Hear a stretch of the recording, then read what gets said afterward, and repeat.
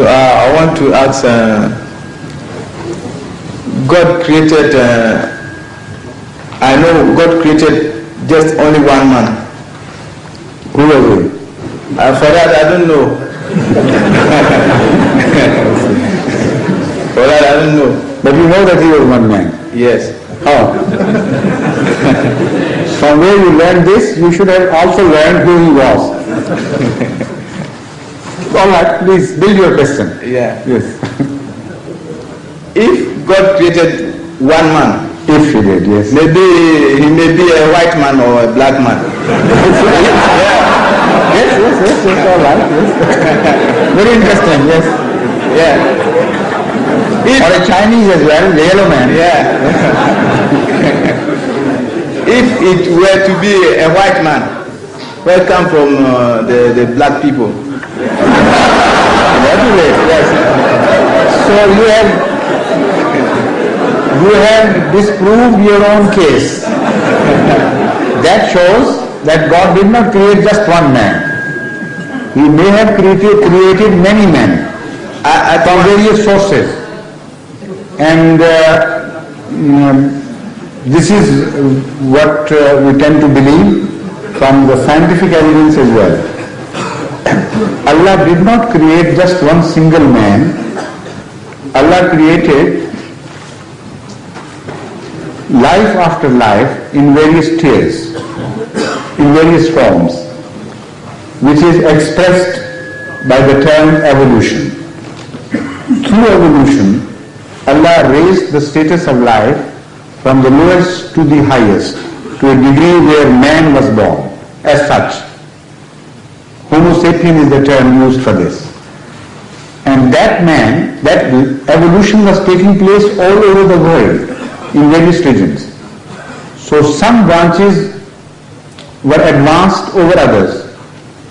But we do not know for certain that only one branch of life which was just ripe for giving deliverance to man, gave deliverance to man, and other branches which were also simultaneously progressing in that direction, they failed to produce that fruit. We don't know. The possibilities are that many such branches began to bear fruit, and man was coming into being here and there in various places. Now the scientific research as to the old skeletons and the fossilized remains of man also tends us to believe that this is how it happened. There is an Neanderthal man, there is a Chinese man, and so many names are given to various men discovered from various places. And they are very old, more than 100,000 years old. One is about 250,000 years old. And they prove different origins. So man was created by Allah through a very scientific process. But not just one single man and then the rest of the life was immediately put to a stop.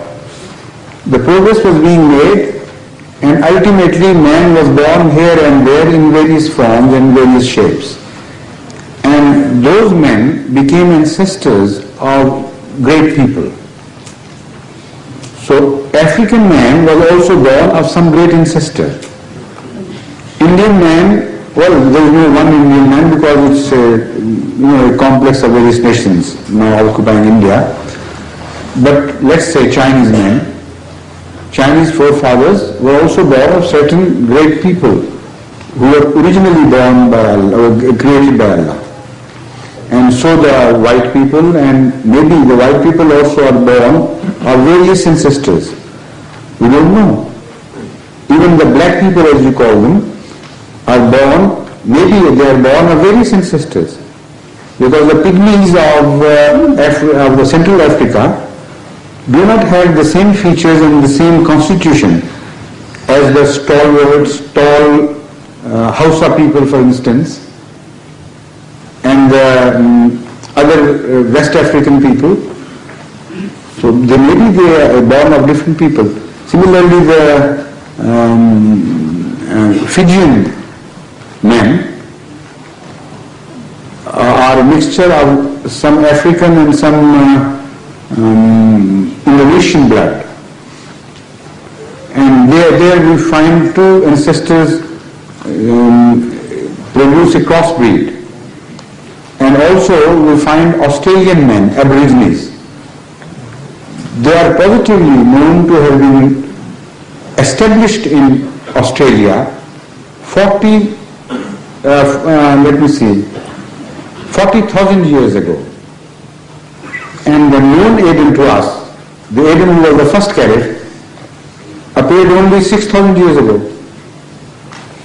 So before Adam, at least we know positively one race occupied Australia 40,000 years ago. And that race still continues and is in existence. So men were born variously at various places, that we know, we have evidence of that. But the first caliph of Allah, known to us, is Adam, who is quoted in the Holy Quran. But still, we do not deny the possibility of other Adams having been created before. That is in the form of the caliphs of Allah. Maybe some other civilizations were born and came to an end, and maybe they also were shown some religion by Allah. Because Ahmad sallallahu alayhi wa sallam, in one of his traditions, as quoted by Ibn Arabi, has said that there were 100,000 Adams who appeared at various times. And this is what Ibn Arabi saw also in a vision. He met certain people who were born out of different Adam than the one from which Ibn Arabi was born. So this is the general, in the larger canvas, this is the picture we see. Which means he created so many people at a time. When you say at a time, even then your time scale is different from the time scale which I am referring to. When you say a time in the scale of evolution has a completely different character. For instance, it took millions of years for one particular species to rule the earth and ultimately develop into something beyond that. And until that new being came into creation, for millions of years, one single being ruled the earth. And then when a new life was born, better life out of that, then they were permitted to be destroyed by Allah, because then they were no longer important. So that period in which the new life was created, that period also, the creation of the new species, also covered maybe a few 100,000 years. So one time there means a few 100,000 years, not one instant as you consider that. So man also was born over a large period, very, very long period. In fact, it took man to be born maybe a few 100,000 years or a million years or even more.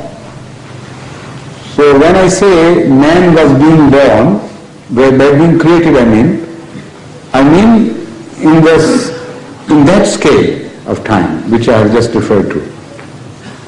From the earliest species, the shaping of man and the creation of man might have taken a million years or so, or even more. And in that 1 million years, various Adams were being formed here and there. Okay. Right? Thank you very much. Good.